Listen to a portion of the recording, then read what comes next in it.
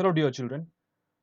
Now, we are in chapter called Producers Equilibrium. Okay, so in the chapter that is cost and revenue analysis, whatever we have learned, okay, so what is marginal revenue, what is marginal cost, average revenue. So the same thing will be applied out here. And as per the reduced syllabus, this chapter has been minimized so much that this lecture video will be very short. Okay, so I hope you will give your 100% to understand this particular chapter. It's very, very easy, okay, by the way. Now let us see what is firm. So this definition, as I can see out here, it is given by an economist called Lipsey, okay, who is a Canadian economist. So he defines a firm as an economic entity which employs factors of production to produce commodities that it sells to other people. So firm is an economic entity which combines or which employs the factors of production, okay, or and other different inputs to produce commodities, that is the output, so that it can sell to other people, okay. And a firm performs two types of functions, okay. And number one, that is buys factor services largely from household as well as from other business entities so that it can use these to produce different types of goods and services. So it is, I mean, a firm is a buyer of factor services, okay. So we will see how these firms, okay, households, government and rest of the world, these four units of or the elements of an economy are closely related to each other, okay. So we will see this when we reach the macroeconomic section, okay. Now let us have a look at the second function. We all know this, that a firm can transform inputs into outputs. So these are the two basic functions of a firm. Okay. So now, what is firm's equilibrium? So a firm is said to be in equilibrium when the given demand and cost conditions, sorry, with the this demand and cost conditions, it produces that level of output at which its profit is maximized. So a firm will be in equilibrium when given the particular demand, okay, and the given cost conditions, it produces such quantity of output in which it can maximize its profit. So you can see here in this picture also, I mean this box, that a firm is said to be in equilibrium when it has no tendency either to increase or to contract its output. So equilibrium is a condition in which a firm will not want to increase the level of output or decrease the level of output, okay. And the firm's equilibrium level of output will lie where its money profits are maximum, okay. Yeah, there are some cases when there will be a condition where profit, it can be more maximized than this equilibrium condition, which we will see in the later chapter, that is chapter number 11, okay. We will see how a firm can earn extra amount of profit, that is called abnormal profit, okay. And we all know that the this profit is actually the difference between the total revenue and the total cost, okay.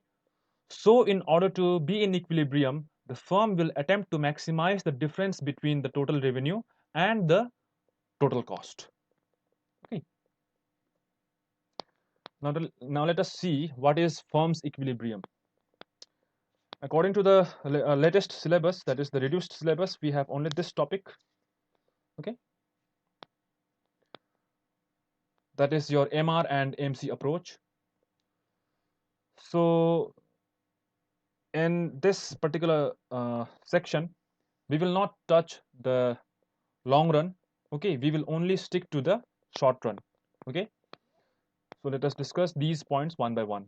Now in the short run, a firm's a firm should produce if and only if P or AR, that is average revenue, is equals to or more than AVC. By AVC, we mean the average variable cost, or the total revenue is equals to or more than total variable cost. So this is the first condition. So whenever we are talking about the variable cost, we are talking about the variable factors that are involved. Okay, the fixed factors are already there. Okay, that is your AFC, isn't it? Average fixed cost. So we are keeping aside this average fixed cost for a time being. So it is a condition in which the AR, that is the average revenue, must be equals to the average variable cost or more than the average variable cost. Okay. Now the second necessary condition of the firm to be producing its profit maximizing output is that MR should be equals to MC. That is, the marginal revenue should equate with marginal cost. Okay, so you have to remember these points. Okay, you must understand as well as remember these points. Okay, now the point number 3. Now for equality of MC with MR to ensure profit maximization rather than profit minimization. So it is sufficient that the MC be less than MR at slightly lower output and that MC exceeds MR for slightly higher output.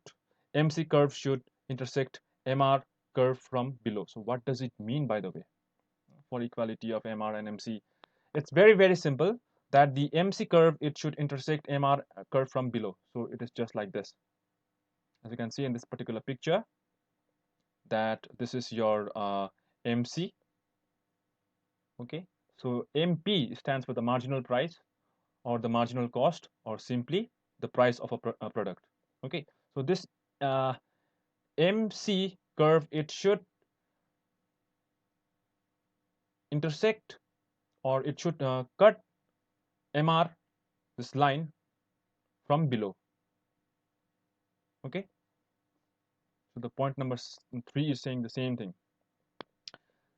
Okay, so the first condition, as I have already said, that P or AR or maybe the TR.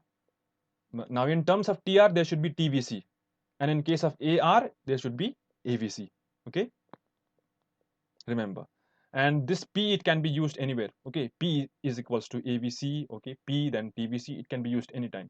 Okay, but in case of TR, use TVC. In case of AR, use AVC. Okay, so the first condition, let me repeat one more time, that AR should be equals to or more than AVC. Remember this point. Okay, and the second point, that MR should be equals to MC. Okay, now what is this condition? For equality of MC with MR to ensure profit maximization rather than profit minimization, it is sufficient that MC be less than MR at slightly lower output and that MC exceeds MR for slightly higher output. Don't go in this particular statements. It may be very much confusing. Just read this blue line. I mean the blue with blue whatever I have written out here. MC curve should intersect MR curve from below. That's it. We will discuss this particular situation in the later chapter. Okay, because here it will be better if we can use this other curve also. Okay, so that is your average. Okay, average cost curve, but we will discuss about that in the later chapter. Okay, so it should be remembered that MR or AR or price or demand, it is a straight line. Okay, so it is also a curve, but this curve is actually a straight line which is horizontal and perpendicular to the x-axis, that is the output. Okay, and remember that this actually is referring to the perfect situation, I mean the perfect competition market situation, and this it is actually a situation of perfectly elastic. Okay, if there is any slight change in the price, the demand will be affected. Okay, and remember that MC, it should intersect this MR from below. So I am just sticking with whatever is explained in the book because this chapter is very, very small. Okay, so I request you to go through book, okay, read the book, and remember these 3 points. Okay, you have to remember these 3 points and have a look at this particular picture. Okay, and yes, that's the end of this chapter 10.